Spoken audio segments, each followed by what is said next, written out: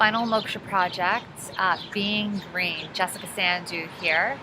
Happy August! So I started working with Bread for the City again. Last year I was teaching yoga to patients in the medical waiting room.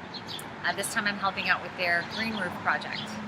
A reminder for those unfamiliar with Bread for the City, they provide vulnerable residents in DC access to comprehensive services including food, clothing, medical care, legal and social services. I chose Bread for the City because I love their mission. I love everything that they do. And I had a couple of reasons, personal reasons for volunteering with them. My main intention for me was to learn how to garden.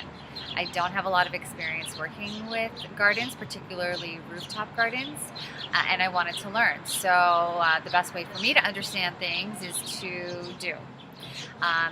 Another reason for me to jump in and garden is because as a health coach, I wanted a better understanding of the process of watering, harvesting, pruning, and picking the food I'm about to eat. For me, I felt that there was a bit of a disconnection, just for me personally, and I wanted to bridge that gap and just experience watering and doing all of these things to help the food that I'm about to eat. I don't know, there was just a disconnect and I wanted to bridge the gap. At the moment, I'm just learning the ropes. I walk in, I start watering, and that actually right there is freaking awesome. It's beautiful. It's amazing.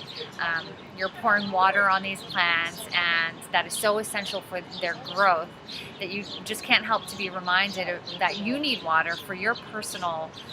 That you need to water your personal plants. You need to water yourself with good foods, with good people, with good books, with good music, and all things healthy. You also need to drink plenty of water, and you need to water yourself. Often our headaches, our hunger, we fly off the handle, and the reason why we're backed up with our poops is because we're dehydrated, and we need to water ourselves to stay healthy and strong and to keep the trains running on time.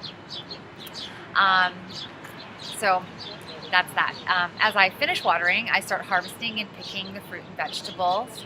And as I go along, I plop them in my mouth. Yum, yum, yum. And that just feels so good. They are so tasty, so fresh, right off the vine, like right then and there. There's nowhere, I don't need to water it. I don't need to clean it or anything like that. I just get to put it in my mouth, and that moment is tangible. There's nothing else like it. And as I walk through the garden above the city, and as I look around, I hear the sounds of the city. I can be nowhere else except right there in that moment. And the handful of us that are on the roof on these Tuesday mornings, we're pouring water, plucking, eating. All of that happens in silence, and it's a beautiful thing.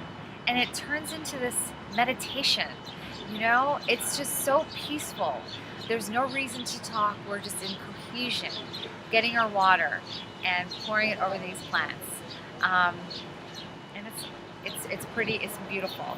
Eventually, I will be preparing meals with the produce for the locals, for the people that come in, so they can learn how to create these dishes on their own. So we have the opportunity these people have the opportunity to watch us prepare these food with the produce we've just plucked. And they are able to then take the fresh produce home and create these dishes for their family, which is really beautiful. It's really an exciting project, and I'm so excited for the direction of this and where I'm going and how things are turning out. This is really making me feel full of life, full of prana, and I've learned so many lessons in my short time there. It definitely has given me a deeper connection to the earth. So, yeah, that's it. This is it. Moksha, final project. So as I close, this chapter with Moksha, with this final project, I am lit.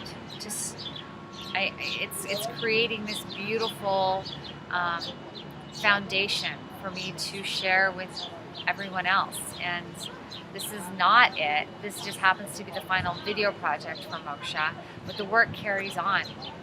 And I am so touched And today, as I finished, or as my second to last day of my Kundalini training, I am just so grateful for Moksha, for that seed that was planted just over a year ago.